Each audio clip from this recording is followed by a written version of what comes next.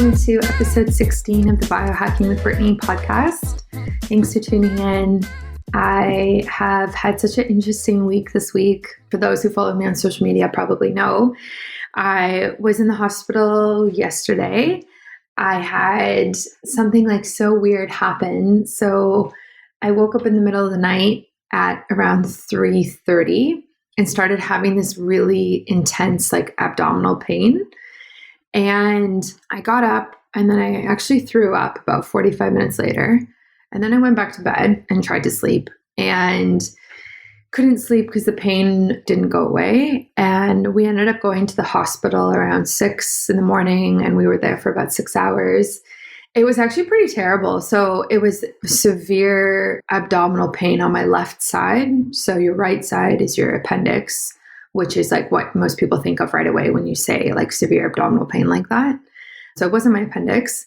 And they started doing all these tests. So they did like a blood test and a urine test, looking at like my blood count and seeing if I was pregnant, because the symptoms sounded like a ectopic or atropic pregnancy where you become pregnant outside of the uterus and then the fetus grows and it causes abdominal pain. It's actually very dangerous. It's one of the leading causes for maternal mortality is that type of pregnancy. But it wasn't that, and which I'm grateful for sure. And they tested other things as well. They looked at my gallbladder. They looked if it was a cyst that had formed or ruptured, which when cysts rupture, they usually cause a lot of pain. But it wasn't any of that. So I don't know what it was. I threw up at the hospital 3 more times and had eaten nothing. I had barely any water, was super dehydrated. They put me on an IV with this drug. I think it's called like diomorphine. I don't know if I'm saying that right, but it's like 5 times stronger than morphine. So they put me on that and they put me on IV fluids and like electrolytes, and they put me on gravel as well just to help with the nausea, which was interesting being on that many drugs at once. Yes, I don't know what it was. So if anyone has any insight on left abdominal pain, basically like I couldn't stand straight. So if the abs were stretched out, like if I was lying down when they were doing the ultrasound or when I was standing, it was like the worst pain ever. And I was like crying the whole time. It was terrible. So the whole time I was in the hospital or like on a chair, like sitting down or cramped over, just trying to like make it better by not like stretching them out. And so I have no idea if it was the organs, if it was like, it definitely wasn't food poisoning because I've had food poisoning before and it didn't feel like that. It was not nearly as painful. I didn't have a fever either. If you have a fever, that can indicate things like parasites or some sort of bacteria infection going on. So I'm not sure. I am feeling better today, like not 100%, but I'm definitely feeling better. So if you have any insight or if this has happened to you, let me know, like shoot me a message. I'd love to chat just so that if it happens again, I can kind of be more prepared or understand it better. So yeah, thanks for anyone who reaches out about it. Now for today's episode, we have Jeremy and Daniel on from the company called Nature Remedies.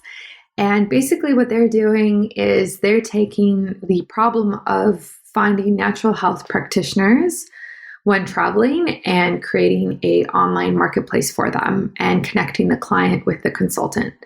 And it's really cool. I am hoping to join their platform in a few months when I'm up and running as a registered holistic nutritionist. I'm hoping for January if I can finish my final exam by then. And yeah, I'm just really looking forward to being on their platform because it's so easy to use and user-friendly, and it's really great. So we talk all about that, and we talk about travel, nutrition hacks, and fitness while traveling, and supplements and things that they've found that's really helped them. So I hope you get a lot out of this episode. I look forward to having you join me next week. Thanks. Great. So welcome to the podcast. I'm so excited to have Daniel and Jeremy Zaytouni with me. We connected quite a while ago. Basically, they reached out asking about kind of what I do and if I'm taking clients and like if I'm building my practice yet, because they essentially have built a platform that connects potential clients with healthcare practitioners globally, which is great because it can be quite a hurdle trying to connect with people around the world. So they've kind of taken this on and created software that helps with that. Welcome to the podcast, guys. I'd love to have you introduce yourselves and kind of like take us on the journey of how you got to this point. Hey everyone, I'm Daniel. Hey Brittany, hey guys, I'm Jeremy. Thanks for having us on the pod. Okay, so I'll get us started. Go My background is in the field of natural health and natural care. I did a degree in what is technically called natural health and wellness and beauty. And it was in a working clinic that we would actually see patients, and we would do quite a lot of conventional things like blood work and urinalysis and stuff like that. Just the treatment would be all natural. So we would be using herbs and supplements and nutrition and body work. We would even give out like physical exercise regimes and stuff like that. And the results that we saw were absolutely amazing. And everything was completely drug-free. And after I finished studying there, I wanted to see how I can incorporate that into a much larger, bigger picture, or even on a global world scale. And that's where the idea for our platform came about, which is a online virtual, you could call it a clinic, but it's more of a marketplace where consultants and clients can connect and be in touch via the web. Yeah, and I joined with Daniel shortly afterwards. We both started to travel around the world. We were in South America, we were in Africa, we were in the Far East. We're thinking how we'd be able to let Daniel keep practicing what he studied, and we came up with this idea. My history is not necessarily in the field of natural health and wellness, even though I do swim, take care of my body, but my background is more in terms of content management and production, a bit of HR and marketing, but mainly in terms of content, which is why this connection is so good, because the platform itself, Nature Remedies, in case we didn't mention it, is a content-based platform. Consultants can write the content, and via this content, people can come to the site, they read the articles, and then they can book video sessions with consultants. So this is where I come in terms of the content management system on the platform, whereas Daniel is more in terms of product and development. So it's a good connection that we have, in addition to being brothers, obviously. Yeah, that's awesome. And Nature Remedies, like I've gone through the site and the platform, and it's really robust, and you guys have done a great job. So what are like some of the issues or like commonalities that you guys are seeing with clients coming to your site? Like what type of health trends and issues are you seeing? Like, I'm just so curious that like, it's a global platform, right? So is it repetitive, or is it just kind of like all over the map? I would say it's a bit more repetitive than all over the place. The things that are most common these days are pretty much what's most common in the Western world, and that's allergies, high cholesterol, high blood sugar, diabetes. And it's usually all from the lifestyle that we have nowadays, and it's all the access to fast food and pesticide food and not having a physical lifestyle. I just want to interject for a second, Daniel, and point out it's really important to say that we personally have no access to any of the health information that the clients tell the consultants.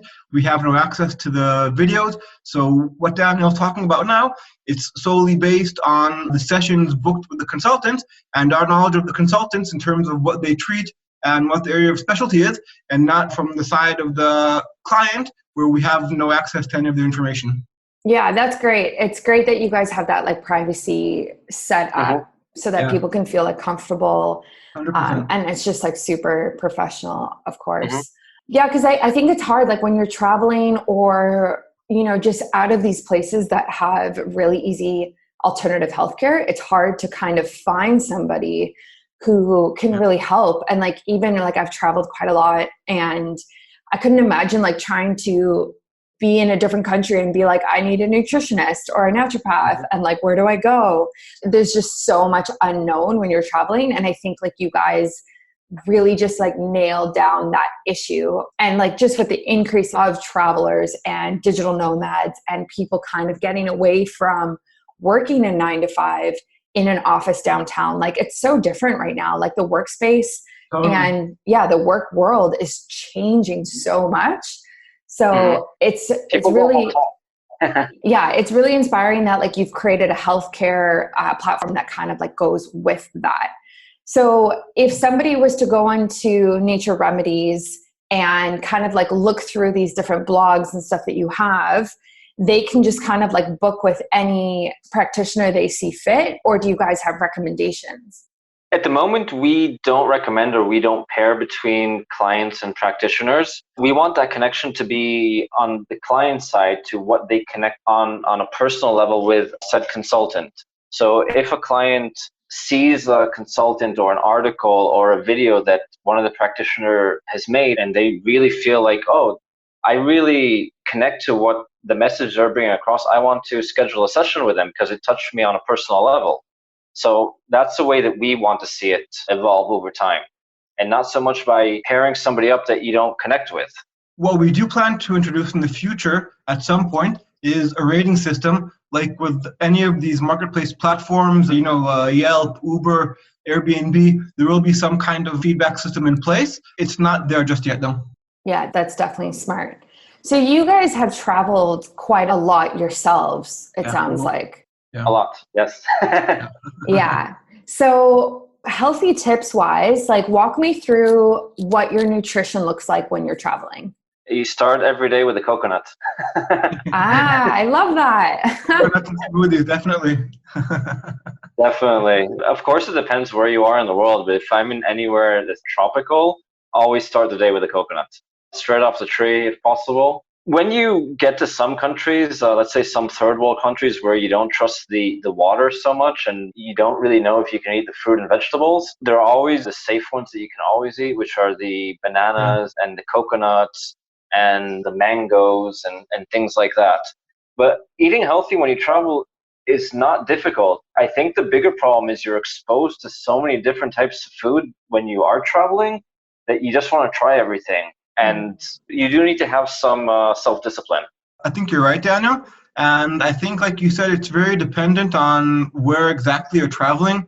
If you're traveling, for example, in third world countries, India or Africa, then one of the tips that we used to put into practice, we would just eat where we'd see lots of local people eating, because if people are eating there, the food's probably good, it's probably fresh, it's probably healthy, they don't eat lots of junk food in these places. So that was one of our biggest tips. Just you see people eating, it's a good place to eat. Yeah, I find nutrition hard actually when I travel. And I think, I don't know why, I guess it's because there's just so much processed food where you go. And especially the actual traveling part, in between countries is really difficult. I think once you actually get to your destination, it's easier to kind of eat locally, eat seasonally, fresh fruit, fresh veg, and kind of get into the habit of what people are doing around you for sure. I think the actual in-between traveling part is very difficult for myself.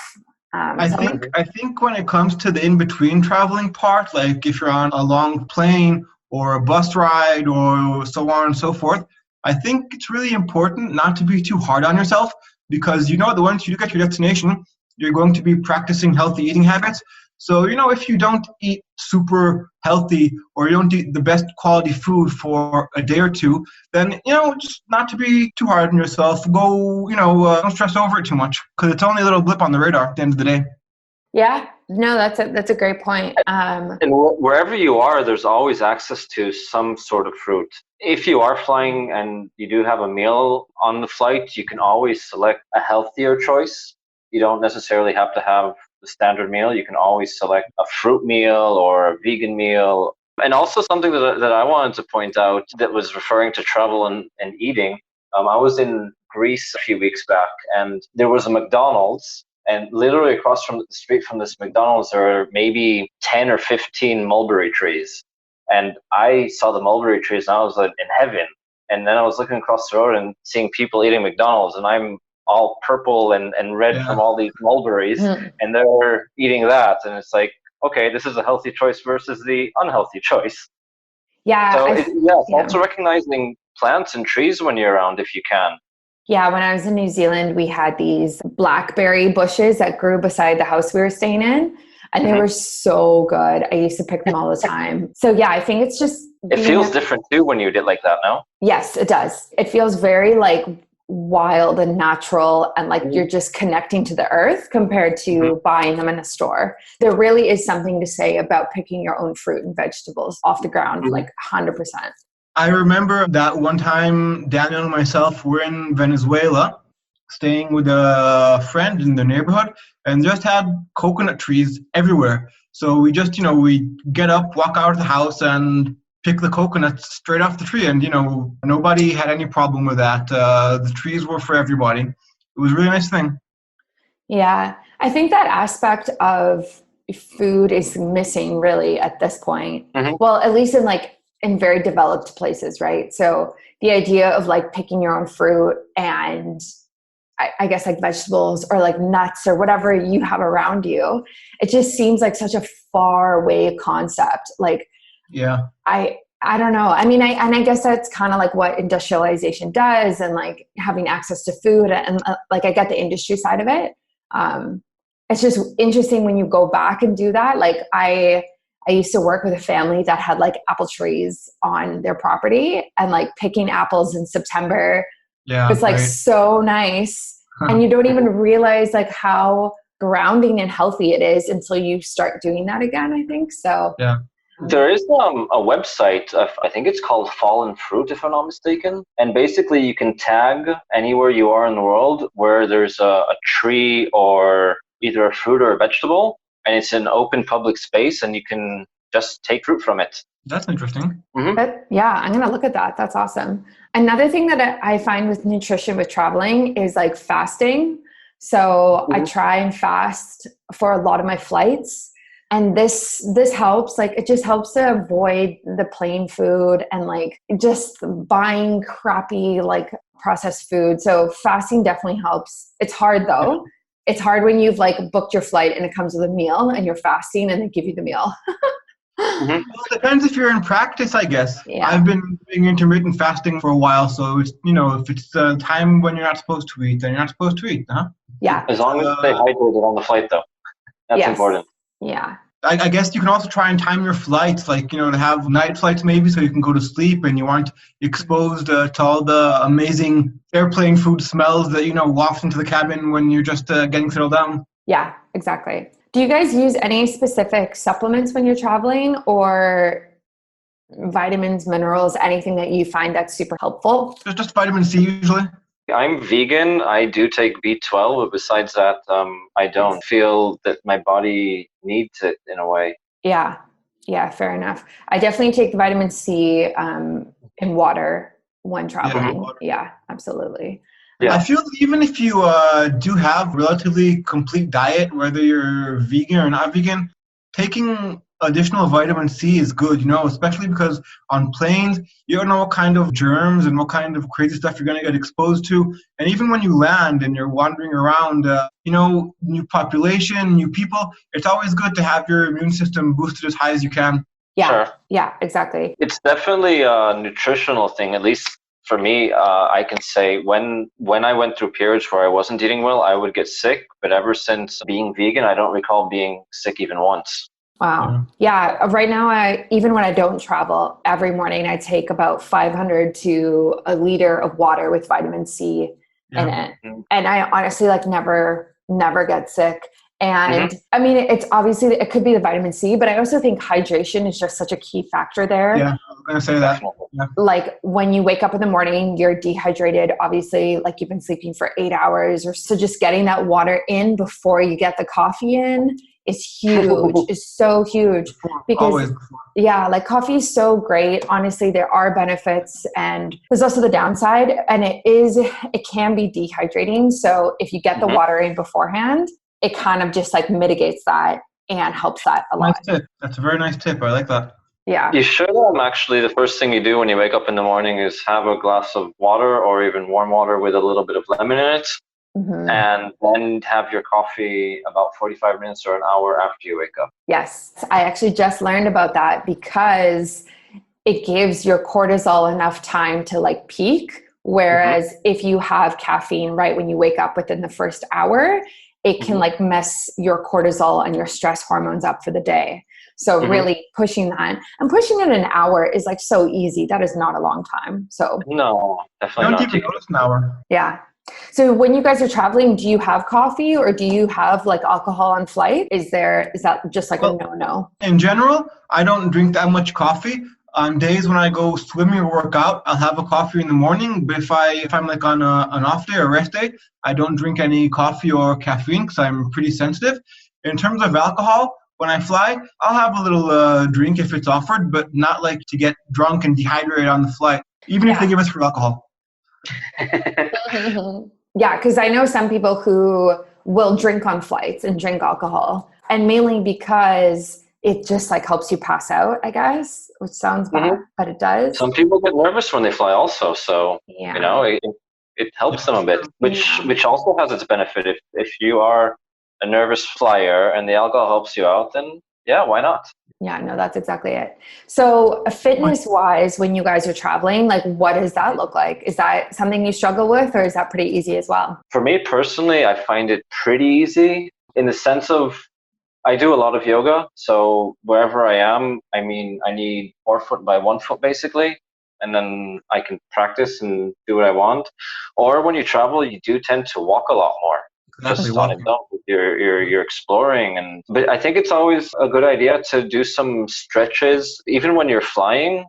Super important to stretch, to do a few exercises, stretch your calves, stretch your neck a bit, keep your body moving.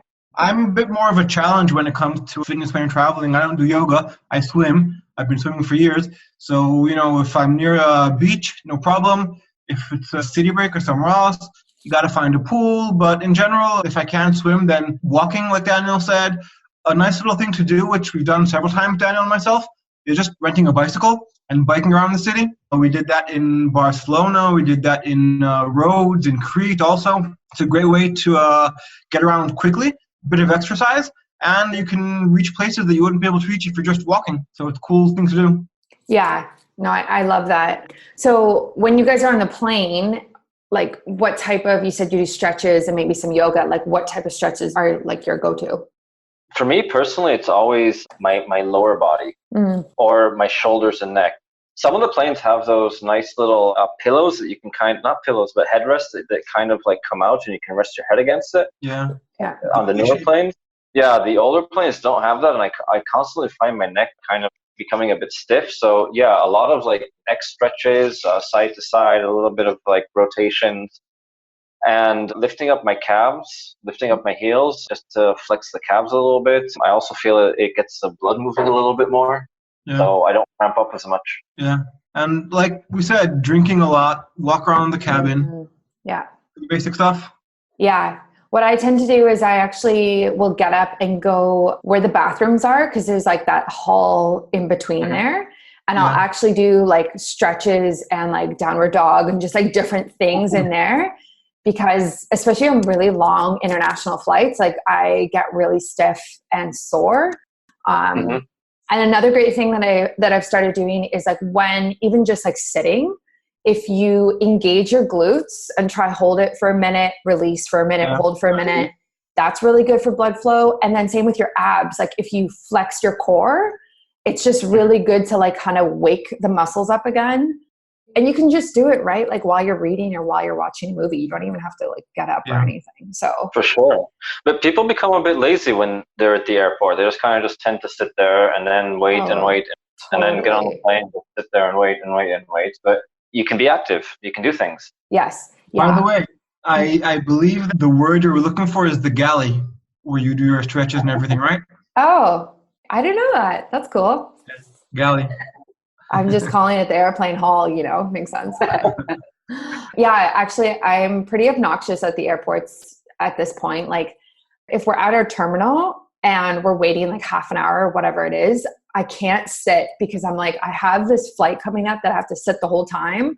So I usually actually will sit in a different way on the floor or like stretch on the floor or like just do yoga right there. And like after you've done it the first time, you get used to people looking and then you just like stop. Yeah, you just stop caring. Yeah, I was going to ask you about that. If you ever felt self-conscious doing downward dog in the middle of the galley with all the flight stewardesses making the food, walking back and forth, Yeah. You know what? Most of the time they totally get it. And they're like, that's so great that you're stretching. Like they're super welcoming about it. Like I've never had any issues. So what do you guys in general, like what do you guys struggle with the most with traveling? Like we've talked about supplements, nutrition and fitness, but like if there was one thing that you find the most difficult in terms of health and traveling, like what would it be? I think for me, it's sleeping. I'm a very sensitive sleeper, and I suffer from jet lag. Also, I don't have a lot of caffeine because it affects my sleep cycles. So for me, just being able to catch up on my sleep and being able to get into a routine once I land, changing time zones. For me, it's really, really difficult. It takes me a few days just to get back into the groove of things. Yeah. Well, regarding the flights, I think it makes a huge difference on the length of the flight. There's a big difference between a 12-hour flight and a 4-hour flight and a 30-minute flight. Yeah. And then when you do get to your destination, I mean, if you're staying in a luxurious 5-star resort, it's a lot different than landing somewhere and starting to look on Airbnb for something. And then, I don't like it, or I do like it, it's not comfortable. So there are a lot of factors that go into this. But yeah, sometimes finding accommodation and comfortable accommodation is probably one of the biggest struggles, I would say, for me. Maybe it's not only the sleep, but it's also the energy of the place. And I don't know if there's a construction site nearby, and sometimes it's not always comfortable, and that does definitely affect you. Yeah. I totally agree with that. It's gotten to the point. What do you have challenges with, Brittany? Sleep is a really big challenge for me as well. And it totally does play a role in just how you can mentally handle traveling. I find when I sleep badly, I become very irritable, and my tolerance is lower. My patience is lower. Everything is just not working. So sleeping on planes is something I definitely struggle with, and I'm not the best at, but I try and do all the biohacks for it, and it does help, but it's one of those things. But I was going to say, it's gotten to the point now when if I'm staying somewhere short term, hotel, resort, whatever it is, I only will stay places that have a gym. And it's just, and most places do now, a lot of places are very, very health conscious, and especially the nice places, right? Most of the time they have gym, or they have yoga offerings and all of these things. But it's really just choosing places that reflect the type of lifestyle you want to have when you're there. And then if you don't have access to a gym when you're at a place, if it's an Airbnb, someone's house or whatever, you can just go for walks outside and run outside and do workouts online. So there are options. So it's really just making any place work. But yeah, it's a balance, I think. We also live in the age of Google Maps, and wherever you are in the world, you can just go and type in closest gym or yoga studio, and wherever you are, nothing is more than 10 or 15 minutes away. Yeah, exactly. And one thing I would like to go back to is one of the tips, or one of the things that I do whenever I get to a place, is I always do a grounding. So if I go somewhere, one of the first things I'll do is I'll take off my shoes, be barefoot, and either stand on the sand or dirt or grass or whatever, and just ground myself. And I feel that makes a huge difference. Yeah, I definitely do that. I try to do that right when I come out of the airport. Just, same thing, grounding, getting accustomed to the time zone, getting out in the sunlight or whatever it is, whenever it is in the day or the night. I find grounding is the best thing for jet lag ever. Yes, a lot of people say that. Very frequently. Yeah, a lot of people say that. Well, thank you guys so much for coming on the podcast. Where can people find you? Where can they connect with you? Yeah, so you can find us at Nature Remedies. The website is www.naturemds.com. If you're a client, if you're a consultant, we have a whole bunch of content. We put up new content every few days. Check us out. We have a whole bunch of different articles and consultants in various fields. Really easy to find us. You can find us also on Instagram, nature.remedies, and also on Facebook, obviously. Awesome. Well, I will definitely link everything we talked about in the show notes below. And thanks for all the healthy travel tips. That's so great. It's really inspiring. Thank you very much for having us. Yeah, no worries. Great. Well, I hope you enjoyed that episode. I will link everything that they talked about in the show notes below, and keep you guys updated about when I start taking clients soon. I'm really excited to start developing my practice. It's been such a long time in the making and a dream of mine. So it'll be really interesting to see how it comes together. But yeah, stay tuned for that.